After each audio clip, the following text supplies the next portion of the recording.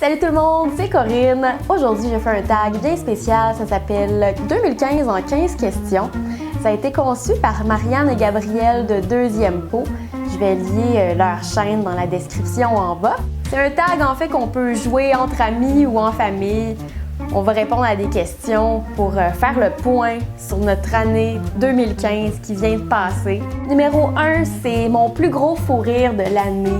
Il y en a quelques-uns, mais je vais devoir tricher un peu puis parler d'un fou rire de la fin de 2014 parce que je l'ariais encore en 2015 en fait. Mais j'étais au spa avec mon ami, puis on était dans le sauna. C'était super silencieux, il y avait plein de gens autour de nous, tout le monde relaxait. Nous, on était les deux couchés sur les bancs. Puis il y a un monsieur qui est rentré. Et puis, il s'est mis à respirer vraiment fort, d'une façon très...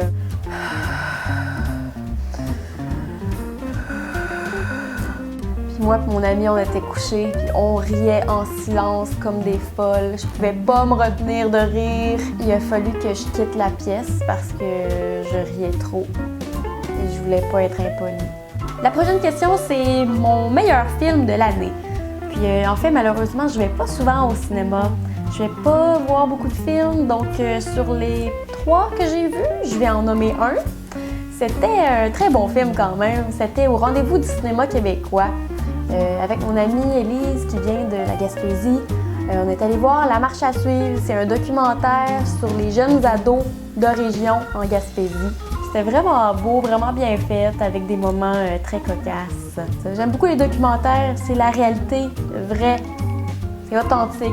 Dans la thématique de la musique, prochaine question, ma découverte musicale de l'année. Alors ça a été Safia Nolin, c'est une fille de Québec, puis elle a lancé son premier album qui s'appelle Limoilou, et puis elle a participé à l'école de la chanson de Granby, c'est comme ça qu'elle a été découverte. C'est que t'as perdu ta tête ce matin. Ce qui me cause bien du chagrin. Prochaine question, l'album que j'ai le plus écouté durant l'année. Alors ça, je dois le partager entre deux. Le premier, mon chouchou, Louis-Jean Cormier, avec Les Grandes Artères, évidemment. Ça a été un essentiel à ma vie. Je suis allée le voir en show en plus. Il est tellement bon, ce gars-là, tellement talentueux. Ma tête, mes yeux, mon cœur et mes mains. Si tu reviens. Puis le deuxième, dans un tout autre genre, ça serait Major Lazer avec Pieces the Mission, un CD danse électro-pop, plusieurs chansons super accrocheuses que j'ai écoutées sur repeat pendant des jours, dont Lean On que j'aime vraiment beaucoup.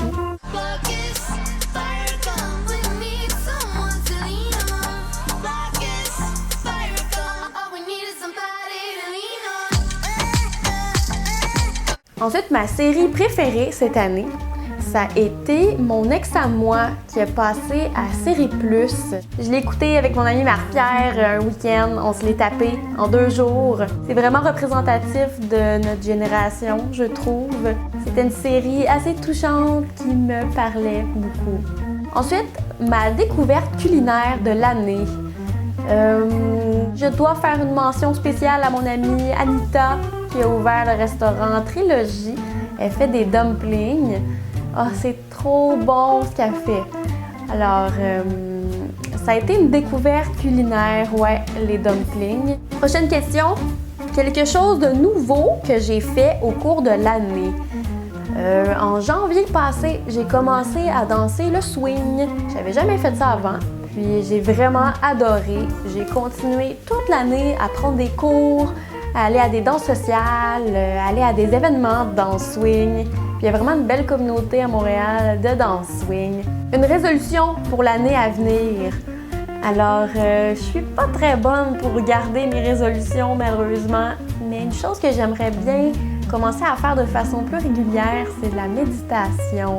J'aimerais prendre quelques minutes par jour pour m'arrêter, pour me centrer, pour me focusser et pour respirer.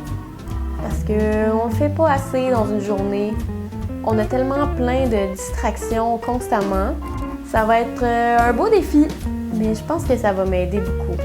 Ensuite, le moment médiatique le plus ridicule de l'année. Moi, un qui m'a marqué, c'est le hashtag The Dress. Le gros dilemme entre la robe qui était-tu blanche ou or ou qui était mauve et noire. À ce jour, je sais pas elle est quelle couleur cette maudite robe-là, mais ça m'a vraiment choquée. Je pense que les deux robes existent et qu'ils nous jouent une blague. OK? Hein, ça suffit. Moment médiatique le plus ridicule de l'année. The Dress. Ensuite, une bonne et une mauvaise habitude que j'ai prise cette année. Pour la mauvaise habitude, cette année, je me suis procuré un iPhone. Avant, j'avais un téléphone cellulaire normal, pas intelligent, là. Puis ça fonctionnait très bien quand même. Mais vraiment, là, je voulais pas être accro de mon cellulaire, mais t'as comme pas le choix, on dirait, quand t'as un téléphone intelligent comme ça. Mon téléphone est tout le temps à côté de moi, j'ai tout le temps envie de le prendre pour regarder ce qui se passe, puis c'est tellement pas important, mais je le fais. Une bonne habitude que j'ai prise cette année. Il y a encore beaucoup de travail à faire là-dessus, là, mais j'essaie de moins acheter des choses dont je n'aurais pas de besoin, dont la nourriture. J'essaie maintenant de ne pas acheter des choses que j'utiliserai pas. Des fois, je m'emportais puis je me disais « Ah oui, je vais les cuisiner », mais dans le fond, ça pourrissait dans le fond de mon frigo. Alors maintenant, j'essaie vraiment d'acheter ce que je sais que je vais manger. Mon meilleur souvenir de l'année. J'ai passé une super belle fin de semaine avec mon ami Marie-Pierre au début de l'été. On est allé à Tremblant, on a amené nos vélos, puis on a fait une super longue balade dans la forêt, dans les pistes cyclables. Ah oui, on s'est couché sur la plage aussi, on a laissé nos vélos là, puis j'ai pris un super coup de soleil qui m'a donné des bas rouges pendant au moins un mois. Ensuite, mon plus bel accomplissement cette année, je pense que ça a été au niveau professionnel. J'ai eu un nouveau travail au printemps.